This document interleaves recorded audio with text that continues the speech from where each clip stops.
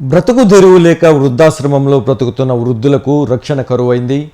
నెల్లూరు జిల్లా బుచ్చిరెడ్డిపాళెం మండలం కొట్టాల గ్రామంలో శ్రీకృష్ణ చారిటబుల్ సేవా ట్రస్ట్ ఆధ్వర్యంలో వృద్ధాశ్రమం ఉంది. దీని నిర్వహణ చేపట్టాల్సిన వారు వృద్ధుల రక్షణను గాలికి వదిలేశారు. దీంతో ఇక్కడ వృద్ధులకు రక్షణ కరువైంది. బుచ్చిరెడ్డిపాళెంకి చెందిన రామసుబ్బమ్మ అనే వృద్ధురాలు నెల రోజుల క్రితం కొట్టాల గ్రామంలో ఉన్న శ్రీకృష్ణ చారిటబుల్ సేవా వృద్ధాశ్రమంలో చేరింది. ఎలాంటి రక్షణ లేని ఈ ఆశ్రమంలోకి ఆమె మనవడు జగదీష్ బాబు ప్రవేశించి పెన్షన్ డబ్బుల కోసం ఆమెపై దాడి చేస్తున్న సమయంలో అతన్ని అడ్డుకునేందుకు వచ్చిన వృద్ధులపై ఆశ్రమ నిర్వాహకుడిపై దాడి చేసినట్లు బాధితులు ఆవేదన వ్యక్తం చేశారు. ఇకనైనా జిల్లా ఉన్నతాధికారులు స్పందించి ఈ వృద్ధ ఆశ్రమంలో వృద్ధులకు రక్షణ కల్పించాలని వారు కోరుతున్నారు.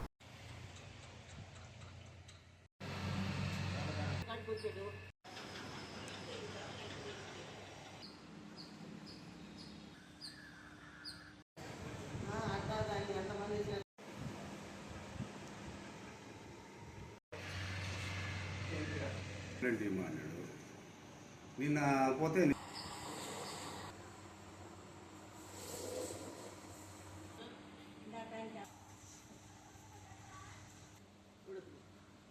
నేను కూర్చొని ఫోన్ చూస్తున్నాను సార్. ఫోన్ చూస్తున్నాను. మా వాళ్ళు ఫోన్ చేస్తే మాట్లాడుతున్నాను.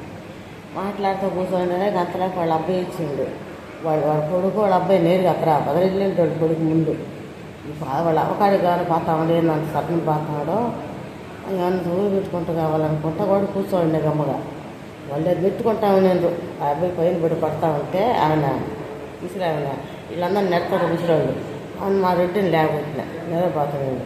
రెడ్డి ఇట్లాంటి సంగతి ఆయన వాళ్ళు మనవాడు వచ్చి పడుతున్నాడు. ఆయన లేచిరాను కూడా అన్న ఆయన లేచి వచ్చామంటే మా మాల అడ్డుకున్నాడు ఇంకొక ఆయన పట్టుకొని కూర్చోండు. రెడ్డి ఆయన పట్టుకొని కొడతా ఉన్నాడు. రా రెడ్డి ఏందని అన్న అమ్మని లేచి వచ్చి అమ్మ వాళ్ళు పట్టుకురా ఏంది నేను కొడతాను నువ్వు పోనా కొట్టాడు. నా కొడుకు నన్ను నెడతా అంటాను అని చెప్పి ఆయన మీద తిరగబడ్డాడు. సరే పోతున్నాడులే నాకు ఎందుకు ఇలా చెప్పిన అటు పోయినా కూడా అటు పోయేలేక ఆమెను వాడు ఎగిచ్చి కాలుతాడు.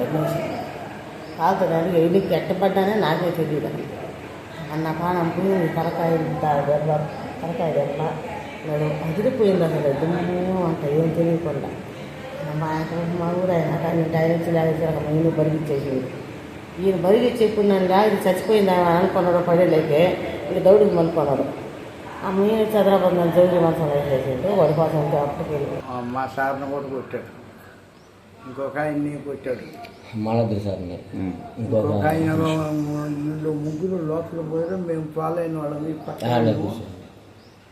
ఆమెను మాత్రం కాంతి ధన్యాలకి వెళ్ళి దగ్గర పడిపోయింది. మేము ఆమె చూసుకుంటా ఉన్నాం. పడిపోయి అసలు ఆ ఊపి తప్పలేదు. నేను ఇంటే కూర్చొని ఉంటాను, టీవీ చూస్తుంటాను. ఆ వాడు వచ్చి అటుపోతా ఎటుపోతా వచ్చి నన్ను కొట్టాడు, చేస్తాడు. గుర్తుకాయ పెట్టుకుంటే చేతులు నలుపుతాడు. ఎవరు? మా మనవుడు పేరు జగదీష్ బాబు. కడతాడు అమ్మాయి నది అంటే అమ్మాయి అరిస్తే అమ్మాయికి పోతాడు.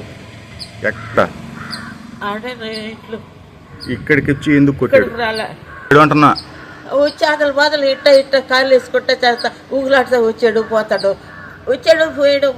అన్నం కొట్టి తిన్నాక మజ్జిగ ఇంటి చాలని చెప్పి ఆ మజ్జిగ తీసుకుపోయి తాగండి నేను అనిపోతుంటాను. వాళ్ళు వచ్చి వెనకాల వాళ్ళు నన్ను కొట్టబోతుంటారు. పిల్లలు కొట్టబోతా ఉంటాడు. ఆమె అందరూ ఉండేది సార్. ఎందుకనేది నాకు తెలీదు. ఊగుతా వచ్చాడు. ఎవరు? వాడే. ఎవరిని కొట్టింది? రాములమ్మని కొట్టాడు. ఎవరు? మా మనోడు జగదీష్ బాబు కొట్టాడంటే నెట్టాడు ఆయన్ని. రెడ్డిని దెబ్బ కొట్టాడు. ఆమె నా వచ్చింది. ఆమె తోసేసాడు. ఆమె ఎల్లకలు పడిపోయింది. దెబ్బలు తగిలింది. నేనేం చేస్తున్నాను సార్, వాళ్ళే తినేస్తుంటారు. వాళ్ళకి 7,000 అట్టిస్తుంటాను. మళ్ళీ ఇటు తిరిగి 3,000 లాగేసుకుంటుంటాడు. నాకు తెలియకుండానే నాకు లేకుండా చేసి పారేస్తుంటాడు. అదేమంటే ఏ లంచి గడికేస్తుంది ఏమిటంటే గడికేస్తుంది అని అడగద్దా మనిషి. నాకు ఆధారం లేదు, రక్షణ లేదు. ఈ పెద్ద నెల రోజుల క్రితం మా దగ్గరికి ఒక నెల క్రితం చేరింది సార్. మా దగ్గర పేరు చేరి పేరు సుబ్బమ్మ సార్, రామ సుబ్బమ్మ అని ఆమె చేరింది. వాళ్ళ మనమడు వచ్చి ఆమె కొడుకు మేమందరూ అన్నం తిని అటు పండుకునే టైంలో వచ్చి రూమ్లో దొరబడి బాగా కర్ర తీసుకొని అంతా తిప్పించినాడు సార్. కర్రన తిప్పుతానే వంట ఆమె వచ్చి నన్ను లేపింది సార్. నేను రూమ్లో పండుకున్నా. నేను లేచిపోయి వచ్చేలకు వాకిలి కాడికి వచ్చినాడు సార్. పోను ఆయన అంటే నన్ను ఒకటి చెంపకేసి కొట్టినాడు సార్. సరే నన్ను చెంపకేసి కొడతావా నేను టెన్నేళ్ళకు రాములమ్మ రెడ్డిని కొడతావా అని ఆమె వచ్చేళ్ళకు ఆమెను కాలుతో తన్నాడు సార్. కాలుతో తోటానికి ఆమె ఎగిరిపోయి కింద పడిపోయింది సార్. ఆయన తెచ్చుకున్న మోటార్ సైకిల్ కూడా ఇక్కడే వదిలేసి ఆయన పరుగు తీసుకున్నాడు సార్. ఇంకా దొరకకుండా మాకు ఎందుకు వచ్చాడు ఎందుకు వచ్చి వాళ్ళ ఆమె కాడికి వచ్చినాడు సార్. వచ్చి గలాట చేసినాడు సార్. కర్ర తీసుకొని తిప్పినాడు సార్. కర్రసాన్ని తిప్పిండు. అందుకు భయపడినాం అందరూ భయపడిపోయినారు సార్ ఆ రోజు రాత్రి అంతా. అది సార్. స్టేషన్లో కంప్లైంట్ ఇచ్చారు. స్టేషన్లో కంప్లైంట్ ఇచ్చినాం సార్. హాస్పిటల్ కూడా ఇచ్చినాం సార్. దాని స్పందన రాదా సార్. సార్ పోలీస్ సార్ వాళ్ళు గట్టిగా చర్య తీసుకొని మమ్మల్ని ఆదుకోవాలా, లేకుంటే వీళ్ళు చాలా భయభంటలుగా ఉన్నాం సార్. మేమందరము వెంటనే అతన్ని అదుపులోకి తీసుకొని అరెస్ట్ చేసి మాకు తగు న్యాయం చేయాల్సిందిగా పోలీసు వారిని కోరుతున్నాం సార్. ఇక్కడ మనవాడు వాళ్ళ కొడుకు ఇద్దరు వచ్చారు.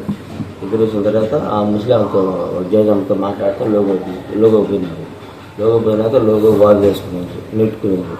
ఆమె నెట్టుకున్న తర్వాత సార్ పోయింది. ఈ రామలమ్మ అంటే అడ్డం తినిపోయింది. సార్ పోయినాడు ముందు. సార్ పోయితే సార్ ఏం చెప్పింది. సార్ అయితే సార్ని నెట్టేసినాడు. ఇంకో ఆయన మాట్లాడుతుంది ఆయన నెట్టేసింది. ఆడ నిలబడి ఉంటే ఆమె ఒకరు కొనుక్కొని ఆమె తండ్రి పడుతుంది. ఇదే ఎవరు మేము అడగలేదు కదా. వాళ్ళ వాళ్ళ జజంతో మాట్లాడుతున్నాడు, డబ్బుల విషయం మాట్లాడుతున్నాడు.